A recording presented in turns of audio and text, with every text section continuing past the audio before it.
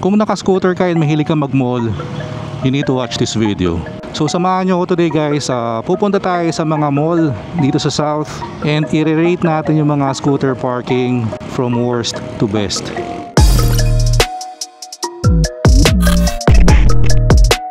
So andito tayo ngayon sa SMBF Parañaque. Check out natin yung scooter parking nila. So parking rate 40 pesos fixed rate. Alright. So wala nga lang daw grace period dito sa SMBF Parañaque. Yan ang ayoko dito is makikita nyo, napakahaba ng spiral ramp nito. So legit may times nahihilo talaga ako dito. Yan kita nyo naman. So kung medyo mahiluhin kayo, hindi kayo pwede dito sa parking ng SMBF Parañaque. Both scooters and four wheels dito naman. Alright, ayun. So for the scooter parking, ito siya, naka-separate naman. Ayun, meron din pala dito. Alright, so if you look at the scooter parking, maluwag naman siya. Walang mga specific line kasi para siyang for four wheels na kun-invert lang. Pero hindi dikit-dikit yung mga scooter, unlike sa ibang nakita ko na. So if you look at the scooters na nakapark, merong more than enough space naman in between scooters. So in terms of being orderly, okay sa akin tong SMBF Parañaque. And malapit na rin sa entrance ng mall. Doon na lang din kasi. And well lit din yung parking. And meron ding roving guard. So medyo hindi ka kakabahang iwanan ng motor mo dito. Plug ko lang din pala itong napaka-pogi nating riding gloves. So 2025 na. Kung wala ka pa rin ito, huwag kang magpapahuli. So maglalagay lang ako ng yellow basket sa baba. Para doon sa mga gustong bumili. Diba? Dagdag protection. Dagdag pogi points. Goods na goods. Sobrang komportable oh. Yung mga riding gloves kasi na medyo stiff sa kamay. Ito parang wala kang suot oh. So yun nga lang, walang grace period dito sa SM. Actually sa lahat naman yata ng SM wala. Minsan na kasi pag naka-scooter ka, gusto mo in and out lang, meron ka lang bibiling mabilis. And again, nung packet time, medyo mahaba yung ramp. So same din ngayon. Mahaba rin yung ramp pababa. Spiral ramp pa. So reminder lang, kung naka-scooter kayo sa ganito, rear brake ang gamitin nyo. Kasi syempre naka-turn manibela mo, mabagal lang yung under mo, huwag ka mag-front brake. So things I like about the scooter parking here sa SMBF, maaliwalas, well lit, hindi crowded, hindi siksikan yung mga motor, may roving guard, and malapit din sa entrance. Ang ayoko naman is, yun nga, walang grace period, and medyo mahaba yung spiral ramp. Bale, ground to 4th floor kasi yun. Alright, so lipat na tayo sa next spot. So lipat naman tayo sa Alabang area kasi medyo maraming mall dun, tabi-tabi na. Let's go.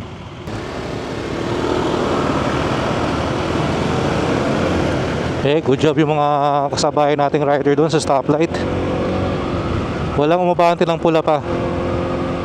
Alright, so we are here, Festival Mall. May grace period po, 15 minutes. Thank you. Alright, so dun pa lang plus points na kagad dito sa festival. Meron silang 15-minute na grace period. Ito yung entrance. And dito yung scooter parking. So dito talagang merong dedicated parking for scooter. Meaning to say, may mga slot talaga na pang scooter yan. So mag-park tayo dito. Pero siguro kagad is medyo maliit ang parking for scooters dito sa festival. I would imagine on a weekend, punuan to. And for an ADV 160, pag nakita nyo yung parking slot, saktong-sakto, kasya naman. So mukhang medyo mas maliit ang parking dito. Medyo mas siksikan, pero since merong dedicated slot per motorcycle, makakasiguro kayo na hindi naman magdidikit yung mga scooter.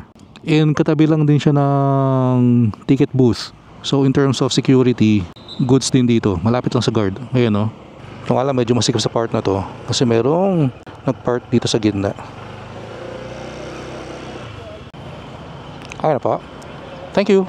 So things I like about scooter parking here sa festival, merong assigned or dedicated slots per motorcycle Unlike sa iba na parang kinonvert lang na parking for 4 wheels tas kanya-kanyang tansyahan na lang.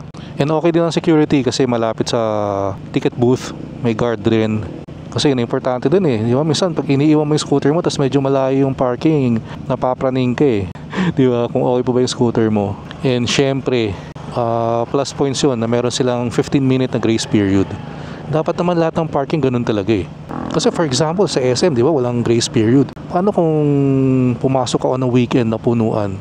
After mo mag-ikot, wala ka nakitang parking. Labas ka na lang. So kahit hindi ka nakapark, magbabayad ka na, di ba? Walang grace period eh. So siguro yun ang dapat silipin. I-mandate na lahat ng parking lagyan ng grace period. And things naman na siguro pwedeng ma-improve is for me, masyadong masikip. Kahit na merong dedicated slot per scooter. Kita nyo naman, di ba? For an ADV 160, since medyo malapad to, saktuhan. What more pa yung mga 300cc scooter, baka mas malapad pa yon. Pero I understand din naman kasi of course they wanna maximize the space. Kasi di ba parang for me another con is medyo limited yung slots. Maliit lang yung parking nila for scooters.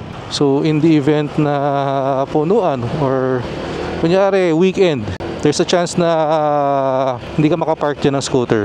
Lalo na pag Sabado-Linggo, dinadagsayang festival mall. So sunod natin tong Commerce Center. So hindi to kasing sikat ng ATC or festival. Pero okay din dito. Meron silang cinema. Andito rin yung Ducati Alabang. So tara, check out natin. Nakakagulat lang din pala. Kasi hanggang ngayon, may mga nagko-comment pa rin sa atin na mahina daw ang ADV, hina sa overtaking. So pag kinumpare mo talaga sa big bike siguro, mahina ang ADV. Pero kung ang comparison is among scooters din, ewan ko Pero in fairness naman, minsan-minsan na lang may mga ganong comments. So sobrang konti na lang. Siguro nalalaman na rin ng mga tao ang totoo about ADV 160 na napakalakas nito.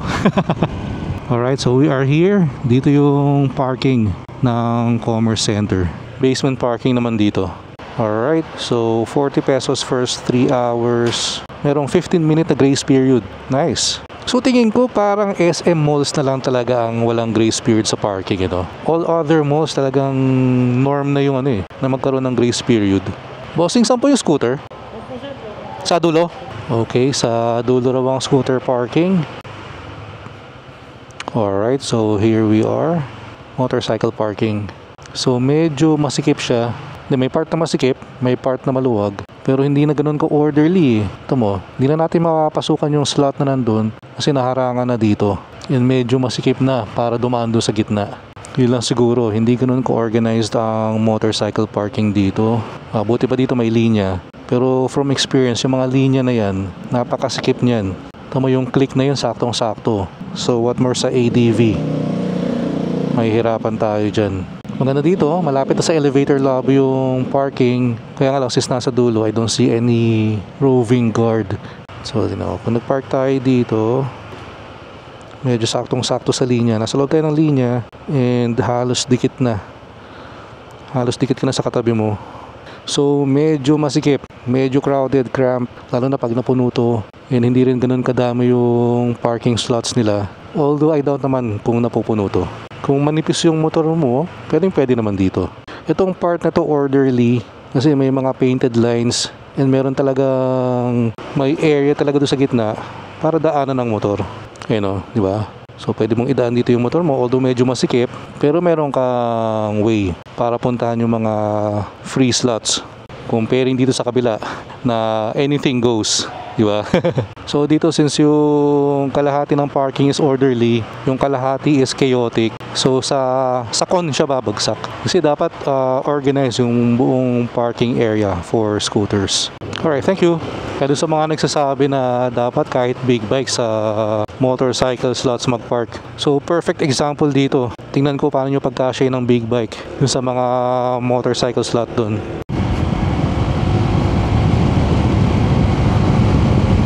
So mga nagustuhan natin dito sa Commerce Center scooter parking. Again, unang-una may grace period and malapit sa lobby. So yun lang no? Ang mga ayaw naman natin is again, medyo chaotic yung isang part ng parking. Hindi ganun ka-orderly and sobrang cramp. Kita mo naman doon sa mga linya ng assigned slots for motorcycles. Sobrang saktuhan. So kung yung scooter mo is on the wider side, parang itong ADV 160, medyo mapapraning ka dyan pag iniwanan mo. Lalo na pag nagpunuan na, nagtabi-tabi. Hindi mo may iwasang hindi rin magkadikitan dyan Alright, so next na natin ang pinakasikat na mall dito sa South, Alabang Town Center. Alright, so we are here, Alabang Town Center. Hindi na tayo magtatanong kasi alam ko na kung saan yung parking for scooters And dito sa ATC, nakahiwalay. Wala sa loob ng ATC yung parking nila for scooters. Kaya medyo malayo rin sa entrance. So dito sa may McDo, yung scooter parking nila. Welcome to Alabang Town Center. Alright, so meron ditong 15-minute na grace period. So tingnan muna natin ang parking for scooters dito. Malaki yung dedicated space for scooters, pero medyo crowded. Sobrang sikip. Kita nyo naman, no? Maninipis na to, pero dikit-dikit pa rin. Diba? Medyo crowded. Pwede ka dito sa medyo malayo para wala ka masyadong katabi. Yung siguro ang advantage kasi nga malawak. Malaki yung dedicated space nila for scooters. May mga motor din na naka-cover na no? Tingin ko ito yung mga buong araw na nagpa-park dito. Nagtatrabaho siguro sa ATC or sa nearby area. Pero may nakita naman akong dedicated guard doon. May megaphone pa nga. So in terms of security, ang goods naman. Alright, so things I like about the scooter parking ng ATC. Unang-una, of course, merong 15-minute na grace period. So kung may kailangan ka lang bilhin ng mabilisan, pwede kang in and out. And malaki yung dedicated space nila for scooter parking. Pero yun nga lang, for me, yung cons are hiwalay sa mall yung parking. Kaya medyo malayo rin sa entrance. Lakad mode ka pa after. And sobrang crowded din. At least yung some parts. Kasi nga, if you look at the lines, siguro nung ginagawa nila yung mga linya, ang kinonsider nila is yung yung mga maninipis na scooter. Pero security naman is okay din kasi nga merong dedicated guard. Pero kasi kung ganun kadikit-dikit, baka hindi rin naman yung mababantayan lahat. And sa sobrang crowded, baka prone rin yung hindi mo may wasang hindi ka magasgasan And since katabi na lang naman tong molito, check out din natin yung scooter parking nila. May grace period po. Thank you. So kung taga South kayo, gusto nyo mag food trip, ito yung place to go. For sure, makahanap nyo dito kung ano man yung kinikrave nyo. So dito yung scooter parking nila sa taas.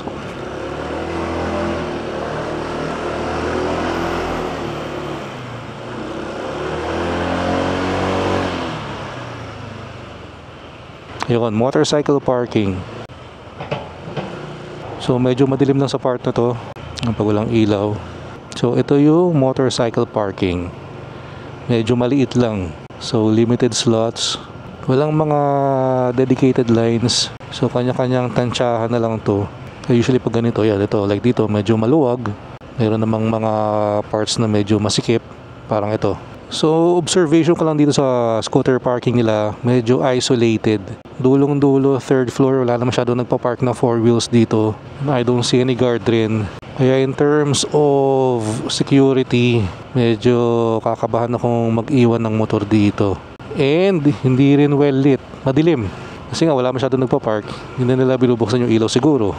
Alright, so ang rating ko dito sa parking ng Molito, the only thing I like about it yung grace period, 15 minutes. Other than that, feeling ko lahat pwedeng ma-improve. Very limited yung space para sa scooter parking, hindi rin ganun ka-orderly. May parts na crowded, may parts na maluwag. And security-wise, parang hindi ako ganun ka-confident. Kasi nga medyo isolated yung parking, nasa dulo ng third floor, madilim. And wala akong nakitang guard na nagbabantay. Tambay muna tayo dito sa aftermarket. Coffee muna tayo dito. Medyo napagod tayo kaka-review ng mga parking Tara, let's go. Quick coffee break.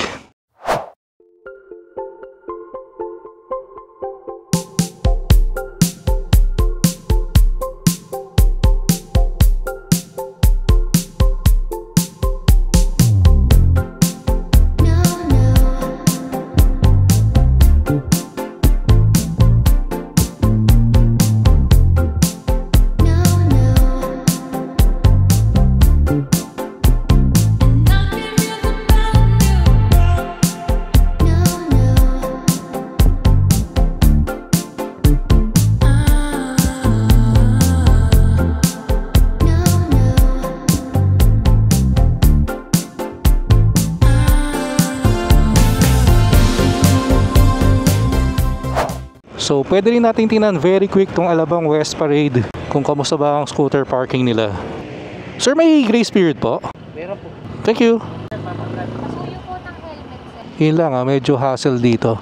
Alright, so right off the bat, medyo di ko na agad gusto yung policy nila dito. So before pumasok, papatanggal yung helmet, papatanggal yung balaklava. And we all know gano'ng ka-hassle yun. Walang problema kung gano'n ang rule for everyone, for all malls. Kaso nga lang, parang sila lang yung nag-i-implement ng ganun. So going sa situation dito, so as for the motorcycle parking, medyo more than enough space naman. May dedicated area talaga sila for the scooters. Hindi naman mukhang cramped and mukhang secure enough naman kasi may guard doon.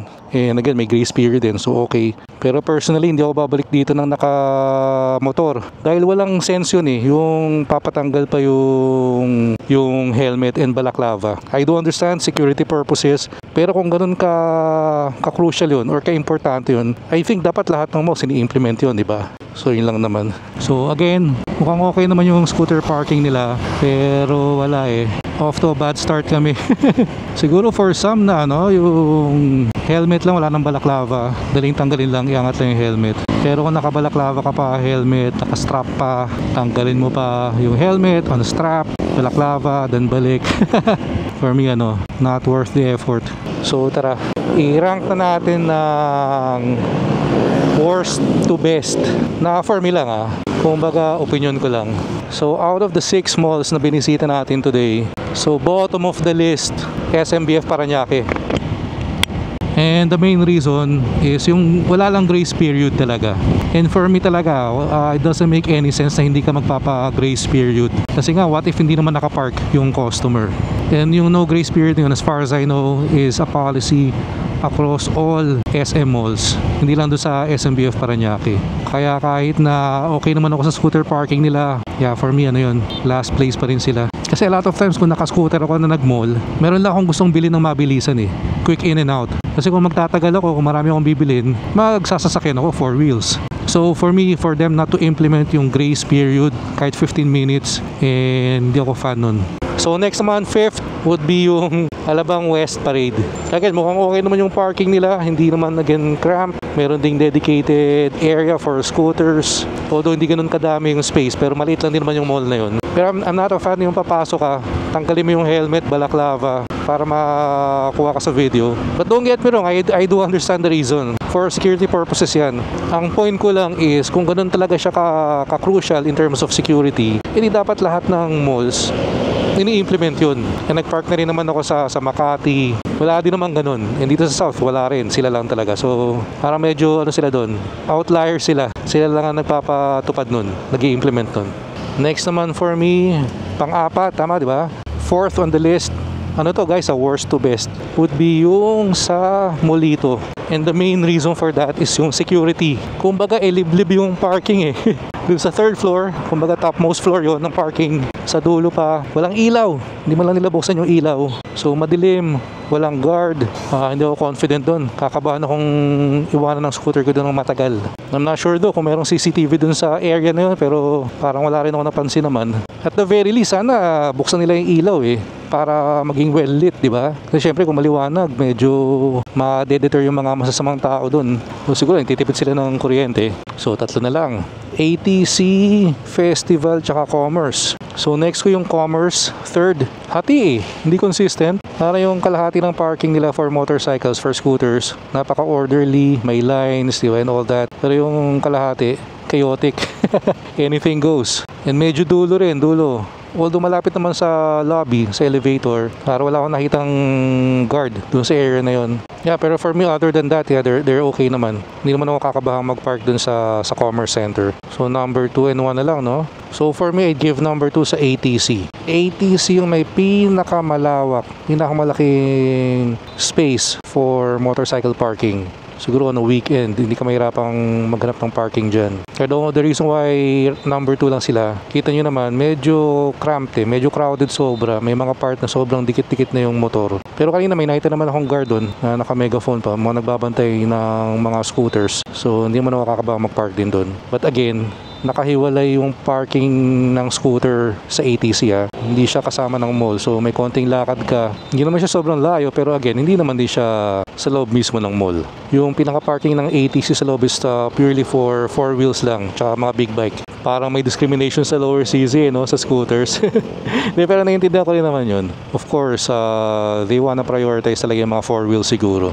And the number one scooter parking sa mall in the south, and again, para sa akin lang to yung sa Festival Mall. Sa lahat ng pinuntahan natin, sila lang yung merong yung bakal, di ba? Parang merong metal dividers sa bawat motorcycle parking slot. So maganda doon, it ensures na hindi talaga magdidikit-dikit yung mga motor.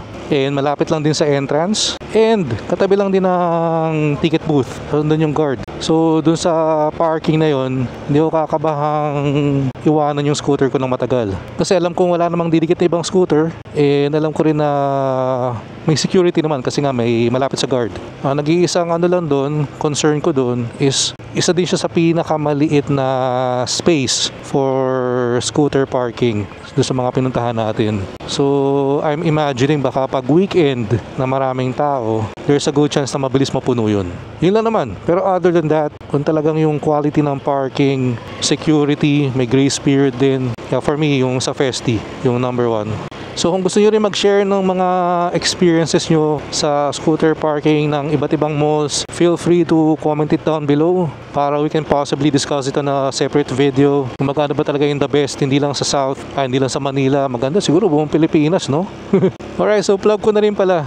So kung trip nyo naman yung mga ganitong klaseng content and hindi pa kayo nakasubscribe, please click the subscribe button below and please like and share the video. Salamat. So road to 13,000 subscribers na tayo dito sa channel natin. So sana makasama ko kayong lahat sa journey na to. By the way, most of our content din pala dito sa channel is yung mga ni-request or sinasuggest ng viewers natin. So kung meron kayong gustong makitang specific content, huwag kayo mahiya, please comment it down below. Syempre kung kaya naman natin gawin, why not? So maraming salamat sa mga nag-join sa atin today. Kita-kits tayo sa next video. Ingat kayo lahat palagi. Always ride safe. Peace out.